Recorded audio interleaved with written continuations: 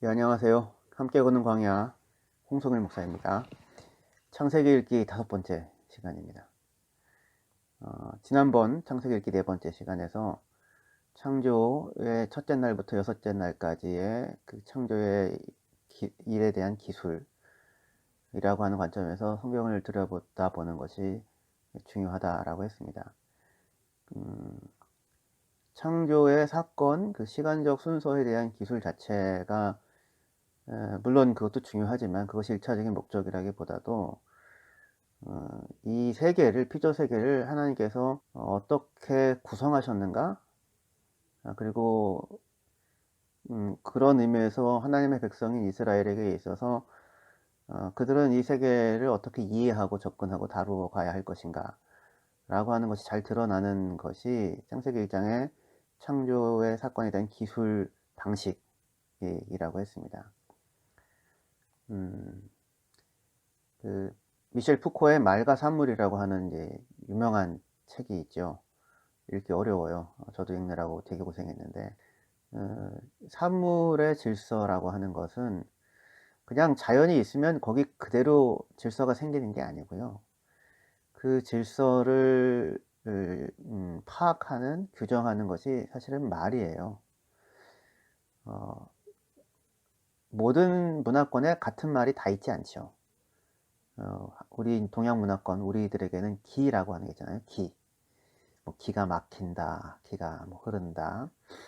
감기, 심지어 감기라고 하는 것도 그 기운에 감응하는 거거든요. 캐치 어 콜드, 차가운 것 붙잡았다, 차가운 것에 붙잡혔다, 그래서 감기 걸렸다. 우리는 이제 이렇게 표현하지 않고 감기라고 해요. 그러니까 이 기운, 천지의 기운이죠. 천지 기운에 반응을 보여서 그 몸이 병들기도 하고 이렇게 이해를 하는 거죠. 그러니까 기라는 말이 있다고 하는 것, 그래서 기라고 하는 것으로 세상을 볼 수 있다고 하는 것은 동양적이죠. 그 한의학이라고 하는 것도 마찬가지죠. 기경팔맥 뭐 이런 거죠. 그 용어, 그러니까 말이라고 하는 것이 사물에 대한 이해와 반응을 다르게 만들어요.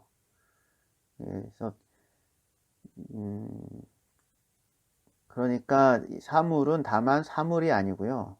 말과 사물이에요.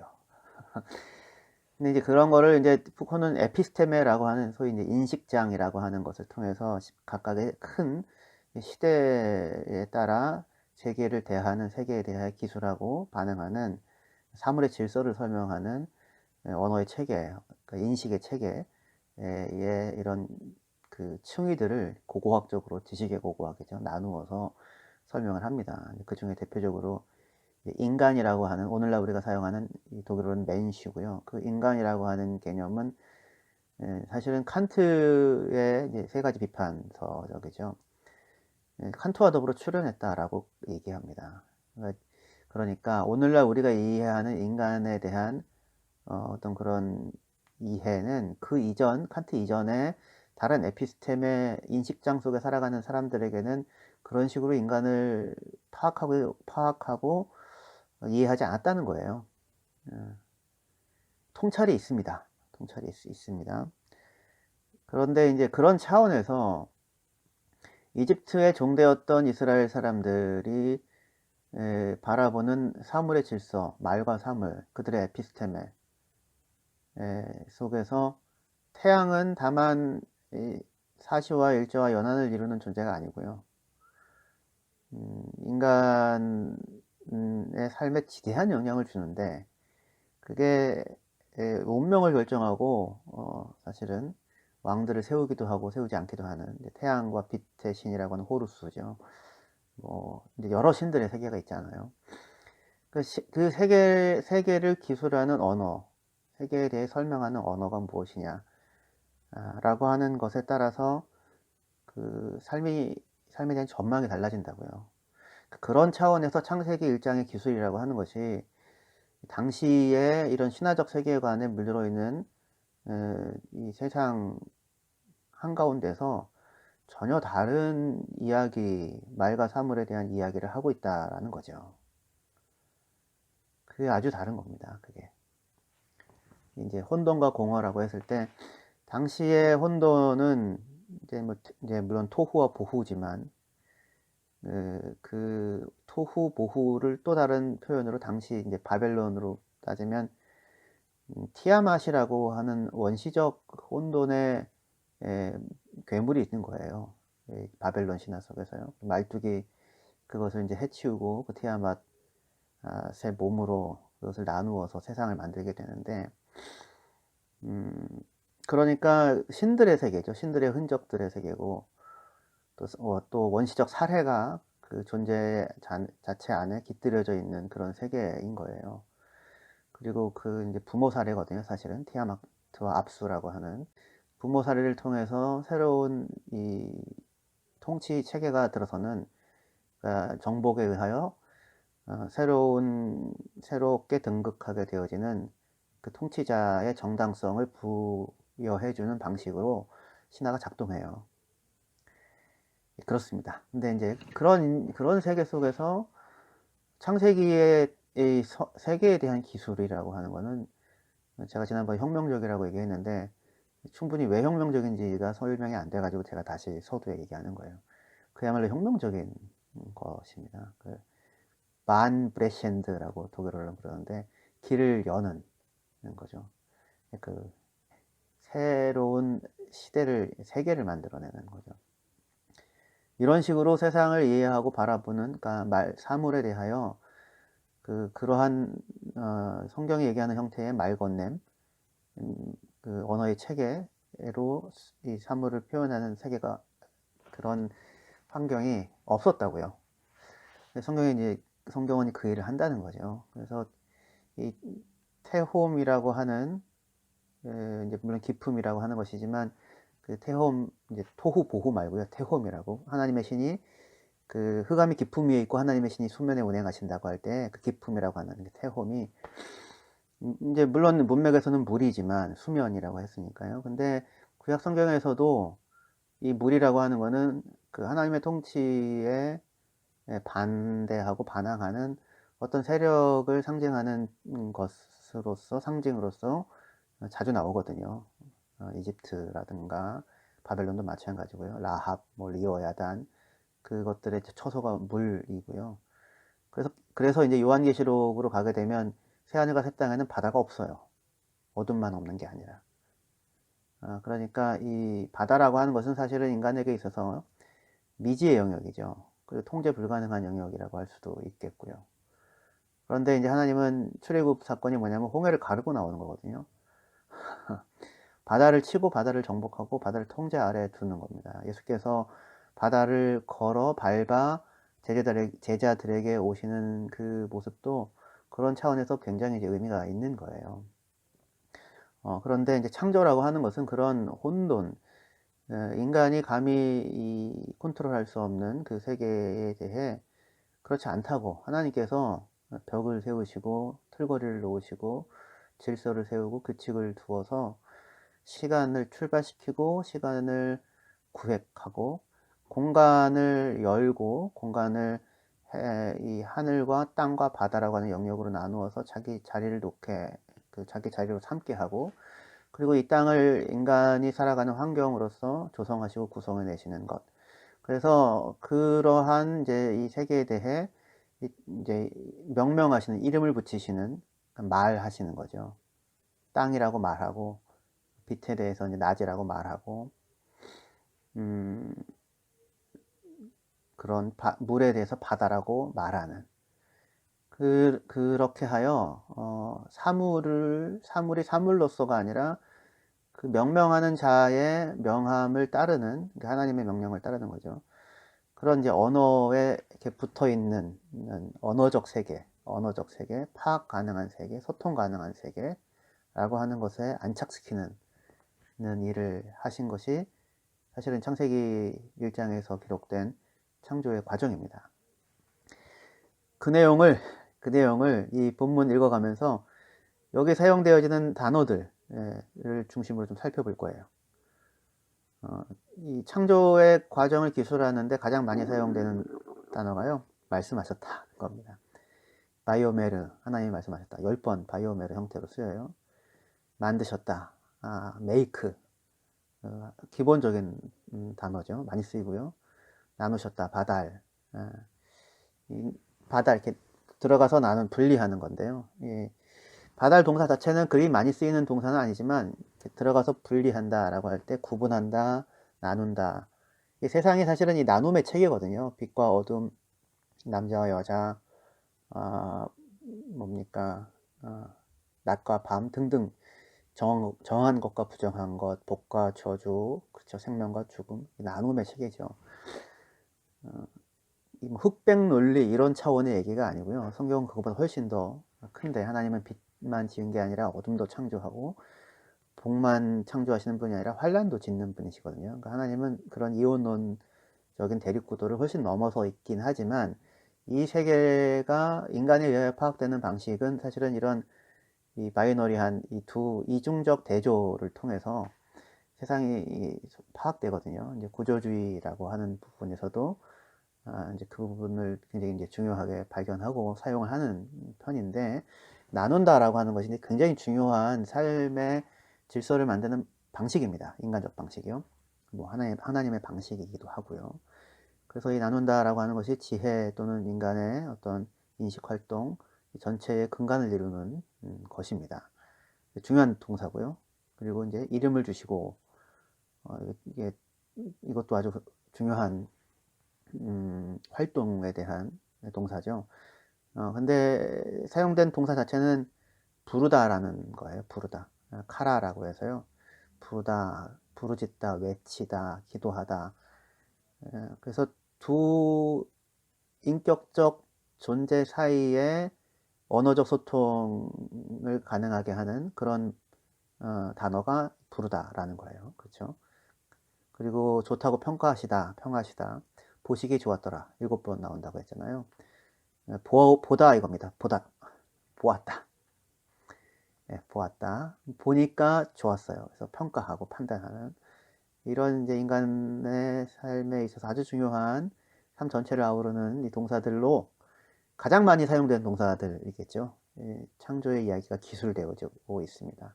복잡하고 어렵지 않고요.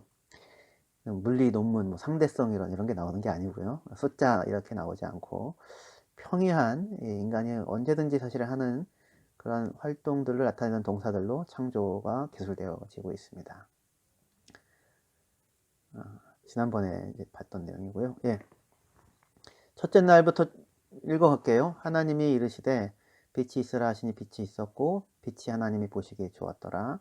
하나님이 빛과 어둠을 나누사 하나님이 빛을 낮이라 부르시고 어둠을 밤이라 부르시니라. 저녁이 되고 아침이 되는 첫째 날이니라. 지난번에 살펴봤던 사실은 문장인데요. 오늘은 이 동사들을 좀 중심으로 보려고 합니다. 하나님이 이르시되, 여기 이제 바이오메르라고 해가지고 10번 나온다고 했잖아요. 말씀하셨다는 겁니다. 빛이 있으라 라고 언어적으로 소통하세요. 물론 이 사물들은 하나님이 말하면 즉각 순종합니다. 그런데 사람은 하나님의 말씀을 듣고 스스로 반응을 보여야지 되는 거예요. 이게 이제 인격적 존재의 큰 차이입니다. 이 순종해야 되는 거죠. 까라면 까는 게 안 돼요. 군대에서는 된다고 하는데 군대에서 사는 사람들은 인간이 아니죠. 거기는 군인일 뿐이지 인간이 아닙니다. 하나님께서 사람에게 무언가를 명령하실 때 하다못해 일어나라 라고 하는 것도 하나님이 째려보면 사람이 자동적으로 일어나는 기계가 아니고요. 너 거기서 일어나라 라고 말씀하시면 사람이 스스로의 의지로 자기 몸을 움직여 일어나야 일어나는 거예요. 그래서 어리석은 사람에 대해 잠언이 표현할 때 물가에 끌어놔 주어도 먹지 않는다고 하는 그런 그림이 있는데, 물가에 끌어놓을 수는 있을지 몰라도 먹는 거는 본인이 먹어야 되거든요. 그러니까 리모컨을 누르면 버튼을 누르면 문이 열리는 기계가 아니고요. 말을 하고 알아듣고 이해하고 동의하고 그리고 그에 반응하는 존재로 하나님이 사람을 지으셨어요. 그래서 이제 말씀하신다라고 하는 것이 이제 중요한 겁니다. 종은 그렇지 않죠. 종은 인격이 없죠. 종은 주인이 까라면 까야 되는 거죠. 그러니까 하나님은 사람을 종으로 짓지 않았고요. 굉장히 큰 차이죠. 이집트에서 이스라엘 백성들에 대해 볏짚도 주지 않고 벽돌 만들어 이런 이제 무지막지한 짓을 하는 것이 세상이라면 하나님은 그렇게 하시지 않으시는 분이십니다. 선과학의 지식나무는 먹지 말아라, 먹으면 죽는다라고 말을 하시는 거예요. 그리고 사람은 그 말을 듣고 반응을 보여야 하는 그런 책임과 또는 그 어떤 특권이라고 할 수도 있겠죠. 사람을 특징 짓는. 예, 하나님이 말씀하십니다. 그러자 빛이 있었어요. 그리고는 하나님이 빛을 봅니다. 하나님이 보시죠. 보았다 라는 동사입니다. 좋구나 라는 판단이 담겨요. 보다라고 하는 것 자체에 판단이 담깁니다. 여기 자체는 지금 하나님이 보았다. 무엇을? 그 빛을.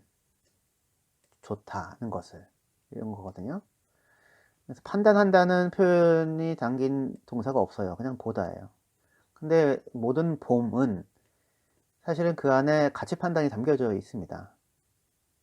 이게 이제 봄의 중요한 특징인데요. 해석 작업이 이루어지고 가치 판단이 함께 작동해요. 그래서 하나님께서 보시기에 좋았다, 하나님 보시기에 악했다, 이런 이제 표현들이 나오거든요. 본다라고 하는 것이 굉장히 이제 사실은 아주 복잡하고 다각적인 일인데요. 그거는 나중에 기회가 되면 할게요. 그리고 5절에 이제 하나님이 빛을 낮이라고 부르십니다. 부르신다. 카라 하고요. 어둠을 밤이라고 부르십니다. 그리고 저녁이 되고 아침이 되고 첫째 날이다. 그래서 지금 여기서 사용되는 동사가 말하다, 그 다음에 보다, 그 다음에 여기 나누다 있네요. 바달, 나누다. 그리고 카라, 부르다. 해서 5개의 동사가 어떤 행동을 나타내는 동사가 사용되고요. 물론 여기 이제 하야 동사라고 저녁이 되었다, 아침이 되었다, 또는 빛이 있으라 할 때 여기 예히오로 해서 빛이 있어라 하야 동사가 쓰였긴 했죠. 아주 중요한 동사죠. 근데 여기서 이제 이렇게 말씀하시다, 보았다, 나누었다, 그리고 불렀다, 이렇게 이 동사들로 사용됩니다. 그래서 하나님은 말씀하시고, 그리고 나누는 일을 실제로 하세요. 그리고는 명명하시는 형태로 창조의 일을 이루어 가십니다. 그죠? 말씀으로 다 끝난 거 아니고요. 말씀하신 다음에 하나님이 일하세요. 나눈다라고 하는 표현을 썼어요. 어떻게 하나님이 일하시는지 하나님이 손이 있는 것도 아니고, 그런데 이제 다만 말씀하고 그대로 되었다라고 하는 형태로 창조의 일들을 기술하지 않고요. 이게 하나님은 계획하심이 곧 실현이지만, 우리는 인간은 계획한다고 곧 실현은 아니잖아요. 계획하고 그것을 실행하는 행함이 있어야겠죠. 메이크, 그것을 만들어내고 움직여가고 걸어가고 행동하는 게 필요하잖아요. 그래서 하나님의 행동, 일하심도 이렇게 일하시는 것을 나타내는 동사가 포함되어 결국 그 결과 무엇이 이루어지는, 완성되어지는. 그리고 완성한 다음에는 여기 이제 좋다라고 하는 게 먼저 나왔지만 그것을 평가하고 평가하는 이런 형태로 하나님의 일함의 패턴화 되어지고 있는 것을 보게 됩니다. 이게 이제 둘째 날에도 그대로 나타나요. 하나님이 이르시되 물 가운데 궁창에 있어 물 가운 물로 나뉘라 라고 명령하세요. 그죠? 여기서 이르시되, 여기서도 바이오메르라고 해서 명령하십니다. 말씀하세요. 그리고 나서 그렇게 말씀하시고 나서 7절에 하나님께서 궁창을 만드시죠. 그죠? 여기 야스라고 해서 만드셨다. 아사라는 동사입니다. 만들다라고 제일 많이 나오는 거예요. 그러니까 하나님께서 라키아를 만드셨습니다. 그리고는 궁창 아래의 물과 궁창 위의 물로 나뉘게 하시니 그대로 되니라. 여기서도 지금 하나님께서 말씀하시고 그리고는 행동하세요. 그렇죠? 만드시는 행동을 하십니다. 그리고 그 행동의 결과 그대로 되었어요. 그렇게 그대로 계획하신 대로 뜻하신 대로 그 모든 일들이 이루어졌습니다. 이루셨습니다. 그러니까 vollbringen했다. 독일어로서는 finished. 그러니까 그 일 자체 계획했던 것을 성취하셨어요. accomplished 하신 것이죠. 그리고 나서 하나님이 궁창을 하늘이라고 부르십니다. 명명하는 일을 하세요. 그러니까 사물을 만들고 궁창이라는 이제 사물을 만들고는 그 궁창을 하늘이라고 부르세요. 말과 사물이죠. 그러니까 사물이라고 하는 것이 말 없이 떠돌아다니지 않습니다. 그리고 말과 같이 붙어서 인간에게는 인간적 세계죠. 그 인간적 세계를 구성하는 거예요. 그러니까 세계는 거대한 텍스트예요. 그 어떤 의미에서. 사물들만 있는 게 아니라 사물들로 구성된 인간이 사용하는 언어로 구성된, 그러니까 이 중간쯤에서 만나는 세계입니다. 텍스트 세계인 거예요. 성경도 일종의 텍스트 세계인데, 글자들 있잖아요. 글자들이라고 하는 이런 무슨 알파벳으로 이루어진 게 아니고요. 물리적으로 보면 그렇죠. 하지만 그게 모여서 의미를 만드는데 그 의미가 하늘 하면 이제 샤마임 이게 되죠. 그러면 이게 다만 얘를 가리키는 게 아니고요. 샤마임 하늘이라고 하는 것으로 여기 인간적 언어 체계 속에 언어 체계 속에 들어오는 겁니다. 그래서 사상 체계, 신학 체계라고 하는 것이 다 통합되어져서 작동하는 것이 언어잖아요. 그 언어는 사물과 함께 이렇게 있는 거죠. 말로 표현하기가 좀 어려운데 무슨 뜻인지 대강 아시겠죠? 그러니까 세상도 텍스트 세계고요. 성경도 사실은 텍스트 세계예요. 그래서 어느 말로써 세상을 바라보고 이해하고 소통하는가가 그들의 세계를 완전히 다르게 만드는 거예요. 그 말씀이라고 하는 것이 성령이 오셔서 우리의 말을 새롭게 하고 우리의 언어를 새롭게 하는 거거든요. 그 얘기는 우리의 세계를 새롭게 한다는 겁니다. 그리고 그 세계가 사실은 새하늘과 새 땅의 핵심이고요. 하나님 나라가 될 거예요. 이 정도 할게요. 더 많은 이야기를 할 수 있게 하겠지만 차츰차츰 해나갈게요. 하나님의 궁창을 이제 하늘이라고 부르시고요. 명명하십니다. 저녁이 되고 아침이 되니 둘째 날입니다. 여기서도 말씀하시고 일하시고 이름을 붙이고 좋다고 평가하세요. 여기서는 물론 둘째 날에는 좋다는 얘기가 안 나와요. 하지만 다른 날에서 이제 두 번 좋다고 하는 날이 나오는데 기본적인 구조가 이렇다는 겁니다. 셋째 날 하나님이 이르시되 여기서도 말씀하시죠. 천하의 물이 한 곳으로 모이고 묻이 드러나라. 여기 이제 핵심은 묻이 드러나라는 겁니다. 보여져라라는 겁니다. 라라고 해서 드러나다라고 하는 것도 참 재밌죠. 이거를 라라고 하는 보다라는 동사에 이게 이제 니팔형이라고 수동 형태로 쓰였어요. 보여져라 이거예요. 그러니까 보는 자의 시각에서 얘기하는 거예요.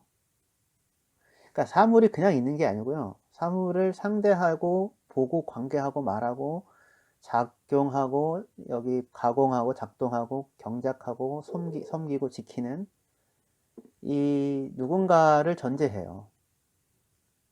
그게 인간적 세계고 인격적 세계인 거예요.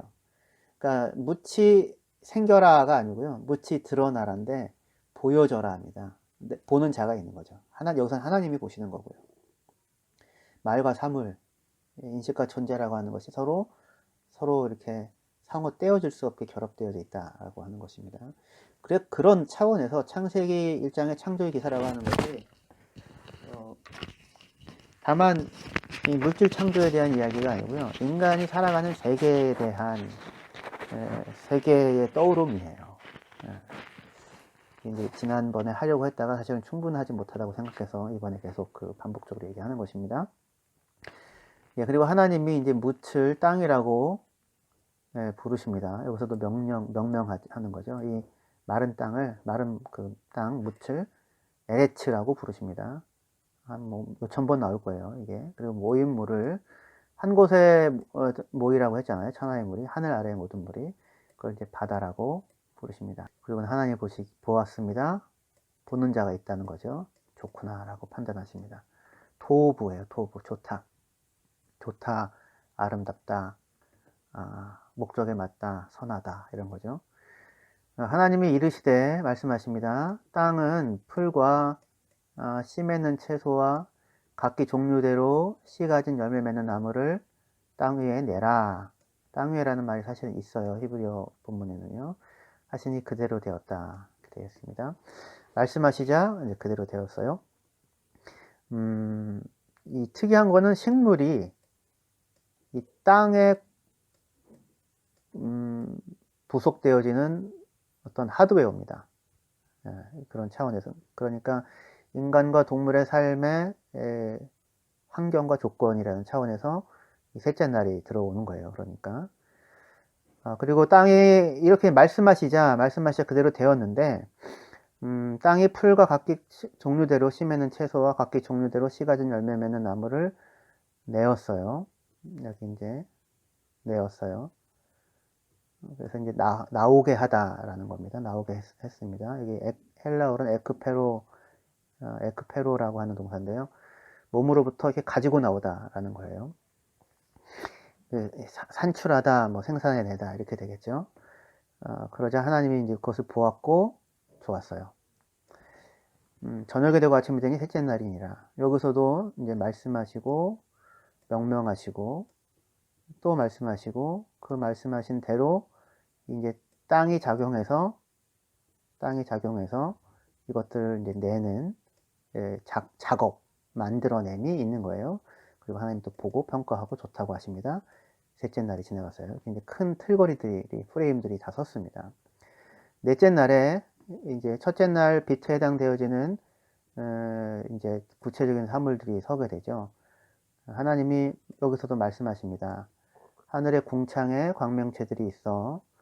이제 광명체들은 이제 빛을 내는 것들이라는 거예요. 그래서 예히메오로트라고 해가지고요. 오르 빛이라고 하는 것에서 빛을 내는 것, 구체적인 어떤 존재죠. 그것들이 이제 하늘의 궁창에 있어요. 하늘의 궁창이라고 꼭 표현합니다. 그래서 궁창 라키아인데 샤마임 하늘의 궁창에 이렇게 이제 여기서는 표현이 되고요. 광명체들이 라키아에 있어요. 그러니까 궁창이라고 하는 것이 꼭 대기권을 뜻하는 것이 아니고요. 이 해달별이 여기 궁창에 다 들어섭니다. 그러니까 이제 성경에 하나님께서 하늘을 펴셨다라고 할 때 이제 궁창이 사실은 딱딱한 어떤 걸로 이렇게 두드려서 느려 펴는 그런 거예요. 그 원래 단어의 뭡니까 유의어 유사 어떤 어근을 살펴보면은요. 그래서 이 이스라엘 사람들은 하늘을 어떻게 생각하냐면 하늘이 이렇게 하늘을 펴셨다 하나님이 이렇게 얇게 펴신 것이라고 생각을 했어요. 그러니까 주의 손이 펼쳐 놓으시고 주의 손가락으로 해, 달, 별들을 이렇게 지어서 달아 놓으신 거예요. 말하자면. 근데 이제 이 궁창 라키아가 궁창 위의 물, 궁창 아래의 물 해가지고 소위 창조과학에서는 캐노피 이론이라고 하는 것을 얘기해서 궁창 위에 물이 있고 궁창 아래에 물이 있으니까 이 궁창은 라키아는 대기권이고 그 위에 물층이 감싸고 있었다. 이런 식으로 이제 과학적으로 검증하기 어려운 얘기를 창조과학에서 하는데요. 그거는 오바라기보다 조심스럽네요. 열심히 하시는 분들이니까요. 창세기 1장에서 의도하는 바가 아닙니다. 그건 분명히 이렇게 얘기할 수 있을 것 같아요. 창세기 1장에서 의도하는 라키아는요, 여기서 지금 넷째 날에서 보잖아요. 거기에 해달 별이 들어서거든요. 하늘의 궁창에 광명체들이 있어서, 광명체들이, 15절에 광명체들이 하늘의 궁창에 있어서 땅을 비추라. 하나님이 두 큰 광명체, 해와 달이죠. 그래서 낮을 주관하게 하고 작은 광명처럼 밤을 주관하게 하고 또 별들을 만드시고는 하나님이 그것들을 하늘의 궁창에 두어 땅을 비추게 해요. 그래서 그것들은 해달 별들이죠. 그래서 궁창이나 샤마임이나 하늘이나 그냥 우리 눈에 보이던 이 세 개의 하늘이에요. 그래서 궁창, 하늘의 궁창, 하늘 궁창 바꿔서 씁니다. 하나님께서 하늘을 만드시고 궁창을 펴셨다. 이렇게 시편에서 동의어 평행구로 사용해요. 다른 게 아니고요. 근데 이제 말씀하셨고요. 그리고 낮과 밤을 나눕니다. 그리고 이 역할이 징조와 계절과 날과 해를 이루게 해요. 이거 되게 중요한 조건입니다. 인간적 삶에 있어서. 유대인들에게 있어서 칼렌다라고 하는 건 굉장히 중요하고요. 특별히 율법 준수를 위해서 칼렌다는 굉장히 중요합니다. 율법학자 랍비들은 칼렌더의 전문가들이 되어야 해요. 쿰란 공동체라고 예수님 시대에 있었잖아요. 이제 의의 교사를 따르며 자신들은 빛의 자녀들이고 자신들만 결국 구원받을 텐데, 예루살렘에 있는 제사장들과 예루살렘에 있는 성전 제사는 거룩하지 않다고 봤어요. 왜냐하면 예루살렘 제사 행위들에 대해서 그게 옳지 않다, 율법의 규칙을 따르지 않는 것이라고 얘기한 주된 이유 중에 하나는 너희들이 사용하는 달력이 틀렸다예요. 그러니까 안식일 날이 아닌데 안식일을 지키고, 절기가 아닌데 절기를 지킨다, 이렇게 되는 거죠. 그래서 이 칼렌더라고 하는 게 굉장히 중요한데, 유대인들에게 있어서요. 징조, 계절, 날과 해, 삶을 구분하는 거죠. 인간의 삶을 이롭게 하기 위해서 이걸 구분을 두었는데, 율법주의로 가게 되니까 너 날짜 틀렸다라고 해가지고 너 하나님 백성 아니야, 이렇게까지 가는 인간의 어리석은 모습의 율법주의 단면을 사실은 보여주죠. 예, 하나님이 말씀하셨어요. 이 시기를 나누는 것들이 있게 하여라 라고 이제 말씀하시자 그대로 되었습니다. 그리고 하나님이 만드세요. 이제 항상 아까 첫째 날에 보았던 그런 패턴을 반복하시는 거죠. 말씀하시고, 말하자면 계획하시고, 실제로 행동하셔서 만드시고, 그리고 그 만드신 결과 애초에 계획하셨던 요 계획대로 그대로 이루어졌어요. 그래서 하나님이 보시니 좋았어요. 그게 이제 창조의 일입니다. 우리는 이 창조의 일을 보면서 하나님께서 계획하시고 뜻하시고 말씀하신 것은 그가 그의 손으로 분명히 이루실 것이다 라고 하는 사실을 확인할 수 있죠. 보시기에 좋았더라 라고 생각하여 시작한 이 세상이 좋지 않은 상황으로 지금 현재 가 있다면 하나님께서 그것을 다시 좋음으로 분명히 되돌려 놓을 것이다 라고 하는 것을 우리는 기대할 수 있죠. 그리고 그렇게 말씀하셨거든요. 그리고 예수 그리스도 안에서 행하셨습니다. 그리고 이제 완성하실 거예요. 그리고는 참으로 좋구나 라고 말씀하실 것입니다. 이미 예수님의 세례 때 말씀하시잖아요. 하늘에서 소리가 있어. 너는 내 사랑하는 아들이다. 내가 너를 기뻐한다. 사실은 이게 이제 좋다라고 하는 선언과 괴를 같이 하는 거죠. 그죠? 내가 너를 보니 참 좋구나. 이제 예수 안에 이루어진 그 선언이 우리에게도 사실은 궁극적으로 이루어져야 할 겁니다. 예수 안에서 이미 이루어졌고, 그리고 우리 안에서도 이루어져야 하는 거죠. 다섯째 날 봅시다. 여기까지 오늘 읽을게요. 하나님이 이르시되 물들은 생물을 번성하게 하라. 여기서도 하나님이 말씀하십니다. 물들은 생물을 번성하게 하라. 땅 위 하늘의 궁창에는 새가 날아라. 그래서 이제 물과 하늘의 궁창, 다시 여기서 둘째 날에 궁창을 만들고 물을 위아래로 나누었잖아요. 그 구획에 맞게, 그 공간적 구획에 맞게 그 속에서 생물체들이 들어가 번성하는 겁니다. 번성하다가 이게 그야말로 우글거리다 이런 거예요. 그러니까 어마어마하게 많아져라, 이렇게 그런 단어를 썼어요. 하나님의 큰 바다 짐승들과, 그러니까 바다에 생물체들이 있는데 특별히 큰 바다 짐승이라는 걸 굳이 언급합니다. 여기요. 근데 여기서 탄님이에요. 탄님. 이게 탄님이라고 하는 게 바다용, 리워야단 이런 탄닌이라고 해서 번역이 되거든요. 시편에서. 하나님을 대적하는 걸로 나타나요. 그러면 벌써부터 하나님을 대적하는 게 여기 있느냐? 그건 아니죠. 근데 이제 여기 이미 가돌이라고 해가지고요. 큰 바다 짐승 이렇게 되어져 있어서 굳이 이걸 언급하는데, 고래냐? 뭐 이제 큰 짐승은 뭐냐? 이게 뭐라고 해야 될까요? 이중적, 삼중적, 사중적 장치라고 저는 생각을 합니다. 이 교향곡을이라고 한다면 처음에 제시부가 있고 전개부가 있고 이제 재현부가 있잖아요. 이게 소나타 형식이죠. 주제를 던져놓고 그거를 이제 변주해 가죠. 따다다단, 따다다단. 그럼 따다다단, 따다다 이렇게 해서 쭉 나가잖아요. 그럼 다양한 변주들이 이루어지죠. 그 테마를 가지고. 바울도 이런 식으로 글을 쓰고요. 톰 라이트가 그런 식으로 얘기를 하는데, 바울은 이런 식으로 글을 쓴다고. 성경이 그래요, 성경이. 그래서 이제 주제를 딱 던져놓으면 거기서 이제 단순한 주제죠. 따다다단, 단순 주제죠. 사실은 그 안에 굉장히 많은 무수한 변이들이 그 안에 들어가 있는 다다다단이잖아요. 그렇게 다양하게 전개가 될 거거든요. 그런 이제 포석으로 깔리는 것이 큰 바다 짐승이라고 생각합니다. 왜냐하면 창세기는 창조의 때에 기록된 게 아니라고 제가 여러 번 얘기했죠. 홍해를 건넌 이후의 기록이거든요. 근데 그 이집트의 세력을 꺾는 것을 바다 괴물, 탄닌을 하나님께서 꺾으셨다, 점이셨다, 이렇게 시편이나 등등의 표현을 해요. 그러니까 이스라엘 사람들에게 있어서 이 큰 바다 짐승은 하나님에게 위협이 되어지지 않는 거예요. 그리고 하나님의 구원의 어떤 중요한 구원을 드러내는 중요한 등장 요소가 되기도 하는 거죠. 그렇죠?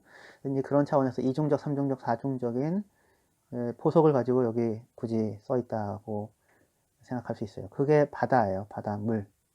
바다에 대해서 아까 이렇게 말씀드렸죠. 그 하나님의 통치에 그 거스르는 세력에 대해 그러나 하나님께서 궁극적으로 그것을 통치하실 것이다 라고 하는 그런 대상으로요. 예, 그리고 물에서 번성하여 움직이는 모든 생물을 이제 그 종류대로 날개 있는 모든 새를 종류대로 창조하셨고 하나님 보시기 좋았습니다. 그리고 그들에게 복을 주셔요. 이게 중요한 표현인데 제가 바라크라고 하는 영상에서 내용을 좀 다루었습니다. 참조하시면 될 거고요. 그리고 이 복의 내용이 생육, 번성, 충만입니다. 새들에 대해서도 번성하라고 하셨어요. 이 5째 날이 되었습니다. 예, 6째 날부터 다음 영상에서 이거 나가겠고요. 조금 산만할 수도 있는데 함께 걷는 광야는 산책하듯이 산책하면서 이야기를 나누듯이 산책하면서 이런 얘기를 하게 되는지는 잘 모르겠지만 좀 전문적이기도 하고 설교를 통해서는 이렇게 전달되어지지 않는 그런 영역들까지 다 포괄하여 그 내용들을 함께 나누려고 합니다. 예, 지금까지 함께 해주셔서 감사합니다.